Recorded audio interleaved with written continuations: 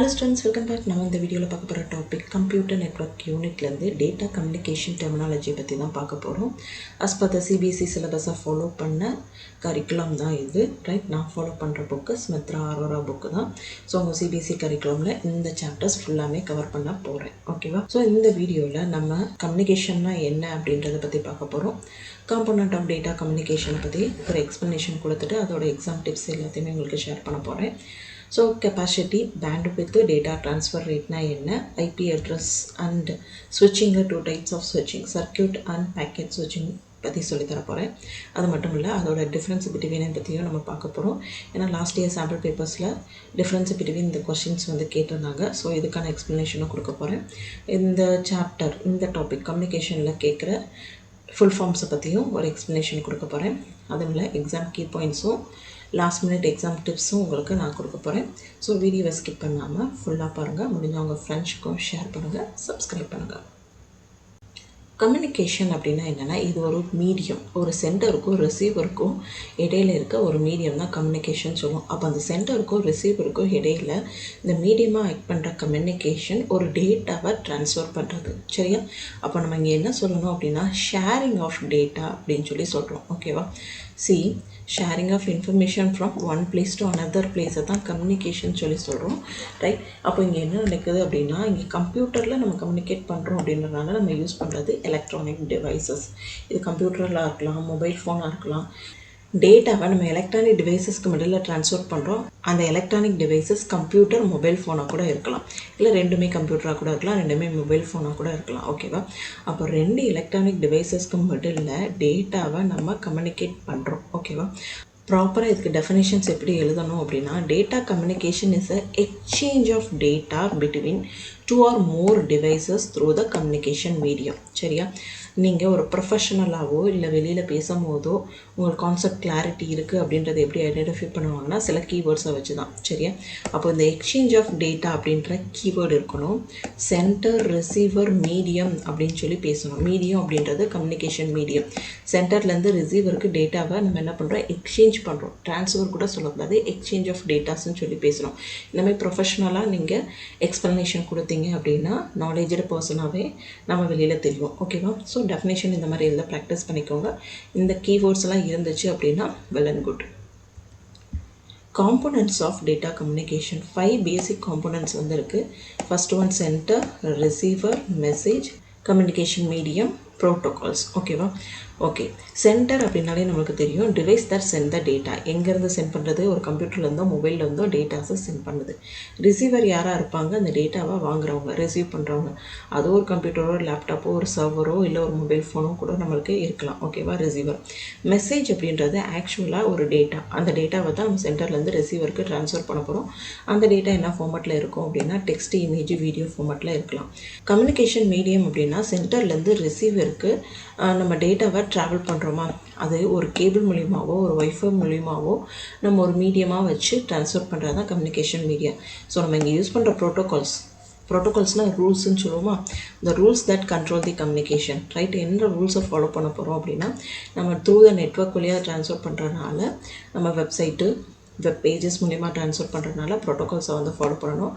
நம்ம யூஸ் பண்ணுறதுக்கு HTTP or HTTPS, TCP, IP, இந்த ஏதாவது ஒரு ப்ரோட்டோகால்ஸோட ரூல்ஸை ஃபாலோ பண்ணி தான் நம்ம டேட்டாவை ட்ரான்ஸ்ஃபர் பண்ண முடியும். ஸோ இந்த டாப்பிக்லேருந்து list of component of data communication கேட்டால் அந்த 5 பாயிண்ட்ஸையும் அதோட மீனிங் அண்ட் எக்ஸாம்பிள்ஸை கிளியராக கொடுத்தீங்க அப்படின்னா ஈஸியாகவே மார்க் கிடைக்கும். ஒரு ப்ரோட்டோகால்ஸ் இல்லாமையோ ஒரு டிவைஸ் எல்லாமே நம்மளால் டேட்டாஸை ட்ரான்ஸ்ஃபர் பண்ண முடியாது. ஒரு சென்டர்லேருந்து ரிசீவருக்கு நம்ம டேட்டா ட்ரான்ஸ்ஃபர் பண்ணுறோம். எவ்வளோ அமௌண்ட் ஆஃப் டேட்டாஸை ட்ரான்ஸ்ஃபர் பண்ண முடியும் அப்படின்றத பற்றி தான் பேச போகிறோம். அதோட கெப்பாசிட்டியை எப்படி மெஷர் பண்ண போகிறோம் அந்த கம்யூனிகேஷன் மீடியமில் அப்படின்ற டாபிக் தான் இது. ரைட்? இதில் 2 இருக்குது. ஒன்று bandwidth, another one data transfer rate. Okay, bandwidth அப்படின்னா என்னென்னா, maximum amount of data. Right?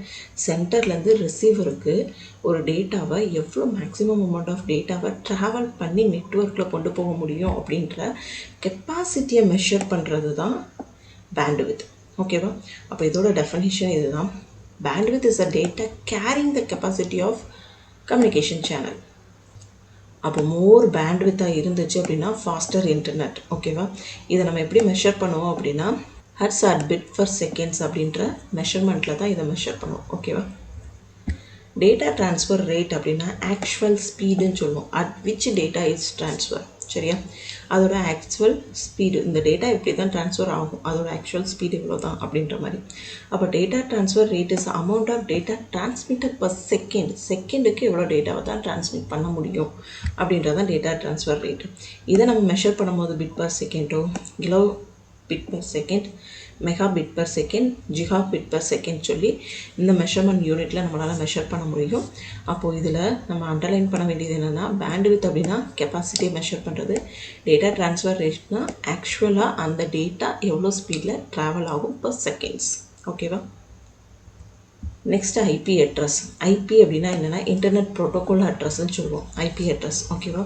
அப்போ IP address unique numerical address assigned to every device connected to the network. சரியா, ஒவ்வொரு டிவைசஸும், லேப்டாப்பாக இருக்கட்டும், மொபைல் ஃபோனாக இருக்கட்டும், வாட் எவர் த டிவைசஸ்.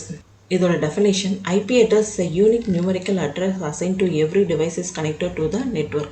நெட்வொர்க்கோட கனெக்டாக இருக்க எல்லா டிவைசஸ்க்கும் ஒவ்வொரு ஐபி அட்ரஸ் வந்து இருக்கட்டும், கம்ப்யூட்டராக இருக்கட்டும், மொபைல் ஃபோனாக இருக்கட்டும், இது இந்த நெட்வொர்க்கோட கனெக்டாக இருக்கும் போது ஒவ்வொரு ஐபி அட்ரஸை வச்சு தான் கனெக்ட் பண்ணியிருப்பாங்க. ஈச் இண்டிவிஜுவல் டிவைசஸ்க்கும் ஐபி அட்ரஸ் வந்து டிஃப்ரெண்ட்டாக தான் இருக்கும். ஓகேவா. இங்கே இன்னொரு விஷயத்த மெயினாக சொல்கிறாங்க, no two devices on the same network can have the same IP address.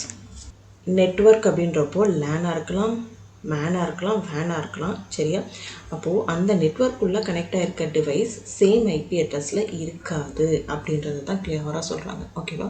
அப்போ இதில் என்னென்ன டைப் ஆஃப் அட்ரஸஸ் வந்து இருக்குது அப்படின்னா, IPv4, IPv6ன்னு சொல்லி 2 டைப்ஸ் ஆஃப் ஐபி அட்ரஸ் வந்து இருக்குது. IPv4 அப்படின்றது 32 பிட் அட்ரஸ், இதோட full form internet protocol version 4.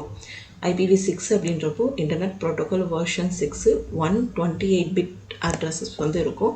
இது நியூ வெர்ஷன், இது மோஸ்ட் காமனாக எல்லாருமே IPv4 வந்து யூஸ் பண்ணுறோம். நெக்ஸ்ட் டாபிக் ஸ்விட்சிங் டெக்னிக். இங்கே 2 டைப் ஆஃப் ஸ்விட்சிங் இருக்குது, சர்க்கிட் ஸ்விட்சிங், பேக்கெட் ஸ்விட்சிங் சொல்லி 2 டைப்ஸ் ஆஃப் ஸ்விட்சிங் வந்து இருக்குது. ஓகேவா. அப்போ ஸ்விட்சிங் அப்படின்னா என்னென்னா, data travel from centre to receiver. Centre அப்படின்றவங்க டேட்டாஸை சென்ட் பண்ணுறவங்க, ரிசீவர் அப்படின்றவங்க டேட்டாஸை ரிசீவ் பண்ணுறாங்க, இது நமக்கு தெரியும். அப்போ சென்டருக்கும் ரிசீவருக்கும் இடையில டேட்டாவை ட்ராவல் பண்ணும்போது நம்ம ஒரு டெக்னிக் யூஸ் பண்ணுறோமா, அப்போ இங்கே யூஸ் பண்ணுறது 2 டெக்னிக், ஸ்விட்சிங், சர்க்கிட் ஸ்விட்சிங் அண்ட் பேக்கெட் ஸ்விட்சிங். ஓகேவா. சர்க்கிட் ஸ்விட்சிங் அப்படின்னா என்னென்னா, dedicated path. It is created between sender and receiver before communication start. சரியா, சர்க்கிட் ஸ்விட்சிங்னா இந்த பாத் வழியாக தான் கரெக்டாக போய் நான் ரிசீவரை ரீச் பண்ணுவேன் அப்படின்னு சொல்கிறது தான் சர்க்கிட் ஸ்விட்சிங். It is a traditional telephone call.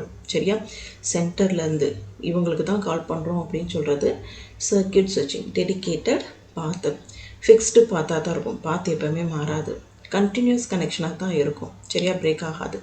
So waste bandwidth if no data is sent. சரியா, அப்போ அதோட capacity, data transferring capacity sometime waste ஆகலாம். ஏன்னா ஒரே ஒரு டெடிகேட்டட் பாத் இருக்கிறதுனால, ஃபிக்ஸ்டு பாத் இருக்கிறதுனால, கண்டினியூஸ் கனெக்ஷன் இருக்கிறதுனால அதோட பேண்ட்வித் வந்து வேஸ்ட் ஆகிறதுக்கு சான்சஸ் இருக்குது அப்படின்னு சொல்லி சொல்கிறோம். இது வந்து சர்க்கிட் ஸ்விட்ச். நெக்ஸ்ட் ஒன் பேக்கெட் ஸ்விட்சிங். அதோட definition, data broken into smaller packets. So குட்டி குட்டியாக பேக்கெட்டாக ஸ்ப்ளிட் பண்ணிவிட்டு sent separately through the different பாத்து.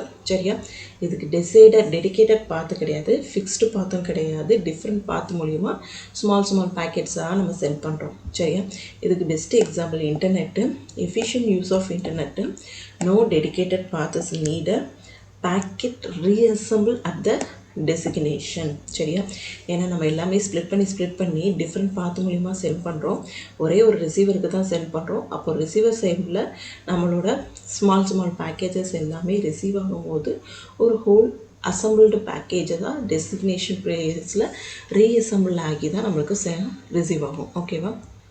டிஃப்ரென்ஸ் பிட்வீன் சர்க்கிட் ஸ்விட்ச் அண்ட் பேக்கெட் ஸ்விட்ச். இது லாஸ்ட் இயர் போர்டு எக்ஸாமில் கேட்ட கொஸ்டின் தான். டெடிகேட்டட் பாத்து, no fixed path, used in telephone network, used in internet, connection established first, data sent immediately, less efficient, more efficient. So the important full form, IP na internet protocol, IPv4 na internet protocol version 4, IPv6 ன்றப்போ internet protocol version 6, BBS na bit per seconds, KBPS kilobit per seconds, mbps megabit per second, gbps gigabit per seconds. So இதில் நீங்கள் இம்பார்ட்டண்டான exam key point என்ன அப்படின்னா, data கம்யூனிகேஷனை பற்றி ஜென்ரலாக கேட்டாங்க அப்படின்னா நீங்கள் எழுத வேண்டியது exchange of data between the devices. 5 components பற்றி பேசும்போது sender, receiver, message, medium, protocols எழுதணும். பேண்ட்வித்தை பற்றி பேசும்போது கெப்பாசிட்டியை நோட் பண்ணுங்கள். டேட்டா ட்ரான்ஸ்ஃபர் ரேட் பேசும்போது ஆக்சுவல் ஸ்பீடை பற்றி நோட் பண்ணுங்கள். ஐபி அட்ரஸ் பேசும்போது யூனிக் அப்படின்ற வேர்டு இருக்கணும். ஐடென்டிஃபைங் த டிவைசஸ் அப்படின்ற கீவேர்ட்ஸ் வந்து இருக்கணும். சர்க்கியூட் சுவிட்ச் அப்படின்னா டெடிகேட்டட் பார்த்து. டெஃபினேஷன் கேட்டாங்க அப்படின்னா ஒன்லைனில் கிளியரான டெஃபினேஷன். டிஃப்ரென்ஸ் கேட்டாங்கன்னா டேபிள் போட்டு எழுதி ப்ராக்டிஸ் பண்ணுங்கள். மேக்ஸிமம் 4 பாயிண்ட் எழுதிக்கோங்க. காம்பனண்ட் கேட்டாங்கன்னா 5 காம்பனண்ட்டு, அதோட எக்ஸ்ப்ளனேஷன் எக்ஸாம்பிள்ஸ் கொடுத்துருங்க. ஃபுல் ஃபார்ம் எப்பவுமே எல்லா கொஷின்ஸ்க்கும் இருந்துச்சு அப்படின்னா அந்த ஃபுல் ஃபார்ம்ஸை கொடுத்துருங்க. மேபி ஆஃப் மார்க் கூட இருக்கலாம். அண்டர்லைன் த கீவேர்ட்ஸ், த யூனிக், டெடிகேட்டட் பாத்து, பேக்கெட்டு, கெப்பாசிட்டி, ஆக்சுவல் ஸ்பீடு, இந்த மாதிரி கீ பாயிண்ட்ஸ் எல்லாம் கண்டிப்பாக எழுதிட்டு அண்டர்லைன் பண்ணுங்கள். ஸோ இது எல்லாமே உங்களுக்கு மார்க் நிறையவே ஸ்கோர் பண்ணி தரும்.